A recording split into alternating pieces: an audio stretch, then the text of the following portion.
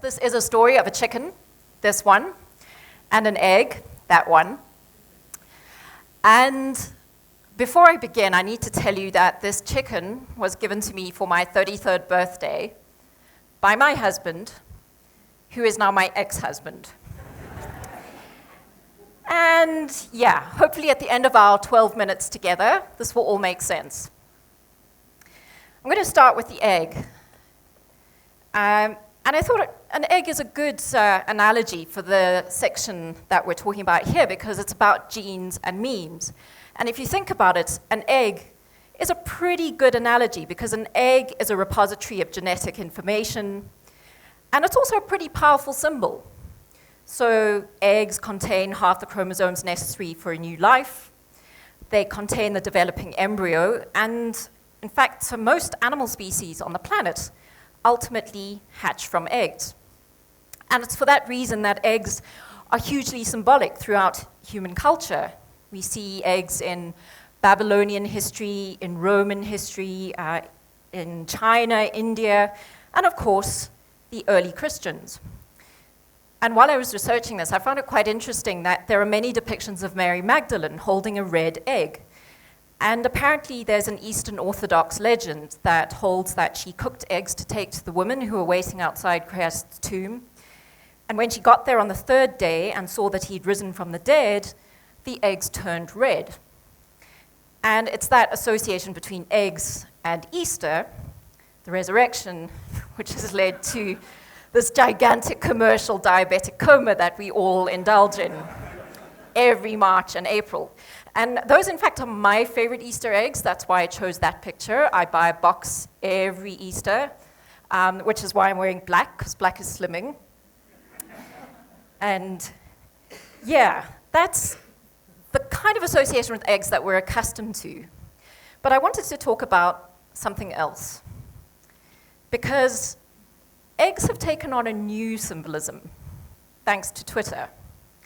Because on Twitter, an egg doesn't code for fertility or new beginnings or spring or any of those things that human culture used to associate eggs with. No, on Twitter, an egg is a bad thing. An egg codes for low status, lack of identity, lack of anything meaningful to contribute. And I'm sure if you're on Twitter, you'll know that we all start out life as eggs, and then we choose our avatar, and we create our Twitter bio, which is like an elevator pitch for the self, and we spend a hell of a lot of time creating that identity. And then we say things like, oh no, he's an egg, I don't follow eggs. And it makes total sense, because in this weird new social ecosystem, that's what we do. And funnily enough, my own Twitter handle, Anatomist, comes from, and this is sheer coincidence, one of only 2 animal species that lays eggs. Really funny thing, that. But I do think that the association with the egg, with creativity and with Twitter makes a lot of sense, because if you think about it, Twitter is an amazing creative tool. Just by way of example, I want to show you this tweet. Because when I was given this subject, genes and memes, when I got that brief all the way back when, I'll be honest, I was stumped. I had no idea what to say. And I happened to tweet a link to a painting that I'd done, inspired by Twitter. And this guy commented on that, and I responded to his comment. And in that moment, I knew exactly what I was going to say to you today. And that's the power of Twitter. Thanks, Yusuf, I owe you. And in fact, he DM'd me yesterday to wish me luck. So yeah, if you're out there, Yusuf, and if anybody can tag him, say thank you. He actually did get mentioned in my talk. So yeah, there you have it. Genes and memes. Sorry about all the finger marks. That is the egg. So now let's talk about the chicken. Yes. I do actually have makeup remover wipes with me on stage. I don't know if anyone's ever done that on TED yet. Now I need to explain to you what the chicken has to do with that. And to explain, I need to show you this. This is a painting of my marriage. that is lipstick, believe it or not. Yay, goths. Thanks, goths. I owe you.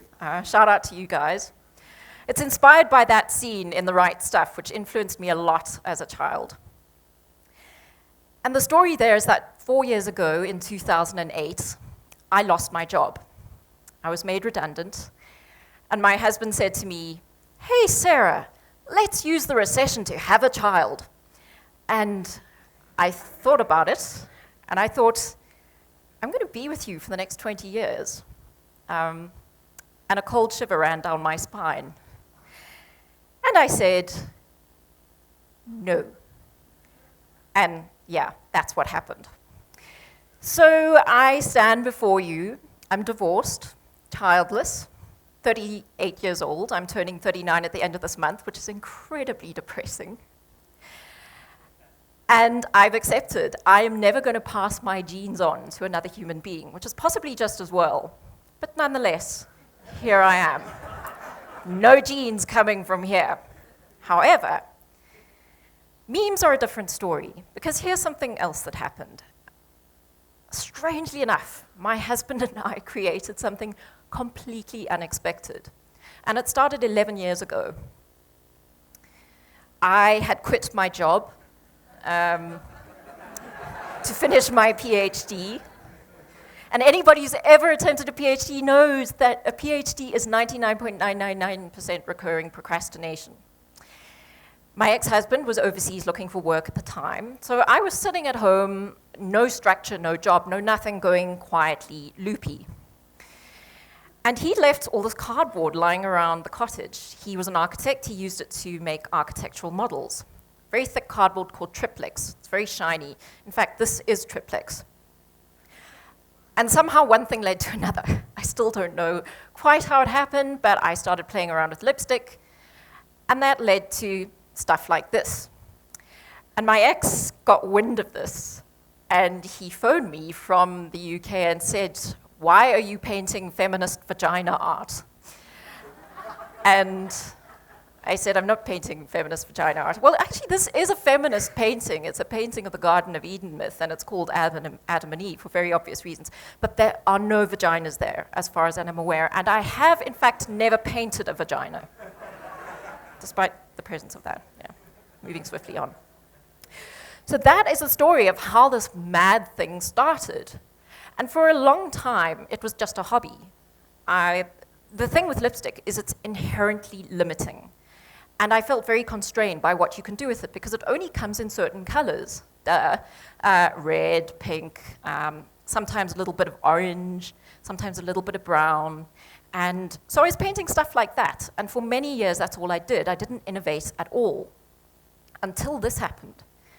I got involved in a campaign to launch a car, and it was called The Pulse of the City. And to thank the marketing director, I painted this cityscape.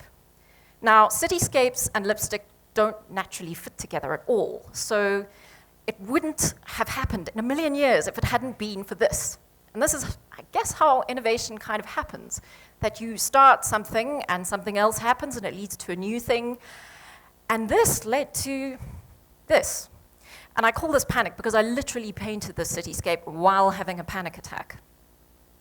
I then moved on to stuff like this. This was inspired by the xenophobic violence of 2008, where I started using a lot of black. And in fact, this is the lady. She's an immigrant as well, so it's appropriate. She's from Mumbai. She sells me all my black lipstick, and I suspect I'm her best customer. And I moved on to things like Red Bulls, to cats, to rhinos. The rhinos are pretty popular. And I even discovered that there are some really weird lipstick colors out there. I mean, I imagine they look hideous when you apply them, but damn, they're fantastic to paint with. And I'm really excited about that. So through all this accidental random confluence of influences, I came up with this really amazing, unique way to express myself. Because as far as I know, there are other people around the world who use lipstick, but I'm the only person in the world who actually does this. I'm the only person in the world who paints like this. But I didn't just want it to be about self-expression and painting. I actually wanted it to be useful. And that's the thing with painting the Joburg city skyline obsessively, is that when I look at the Hillbrow Tower in Ponty City and that familiar indentation in the horizon, I know what actually goes on there. Anybody who lives in Joburg does. And I realized that if I didn't do something about that, if I just aestheticized that image instead of making a reasonable and meaningful difference, I wouldn't feel good. And that's why I donated 10% of the earnings from my first solo exhibition to Mam Kanye at Home of Hope. She does an amazing job working with girls that she rescues from the CBD, from the sex and drugs trade. And based on that, I also got involved with Lawyers Against Abuse. We did a fundraising exhibition for them last year. And through my art, funnily enough, I've come into contact with the most amazing, wonderful people. Not only do I express myself, not only do I get to be useful, I've also made these fantastic connections. And even the cats get involved. I felt I should introduce something a little bit lighter at this stage because there's this extreme risk of getting very, very worthy right now. That one walked all over one of my paintings last week and left paw prints everywhere. And that's why I use as many makeup remover wipes as I do. But to get back to the serious stuff, this is a painting of another marriage, not mine. I have a friend on Twitter. He's a musician. I've never met him, but I feel like I know him. And 2 weeks ago, his wife, who's in her 30s, had a stroke. She's been lying in a coma in hospital with him by her side ever since. And I read about this on Twitter, and I read his tweet. He said, "We are in the territory of miracles." And I painted that for them. And I'm really glad that I'm able to do that. It's really amazing that Twitter enables us to connect with each other the way it does. So to come back to the story of the chicken and the egg, yeah, all the pain and chaos and horrible mess of my marriage. And trust me, there is not a moment where I'm not grateful that I'm out of it. But I do acknowledge that something good actually did come out of it. And this is going to sound really, really cheesy, and I apologize, but if you can make meaning, you can actually soar above the bonds of earth. If you can make meaning, then the traffic doesn't matter so much, the trolls don't matter, the comments facility, the chick at work who smiles at you with her mouth but not with her eyes, bitchy resting face. If you can make meaning, that doesn't matter so much. And that's what this is all about. Because in the end, all we really have are our stories. And all we can really do is tell them as best we can. So thank you so much for listening to mine. Thank you.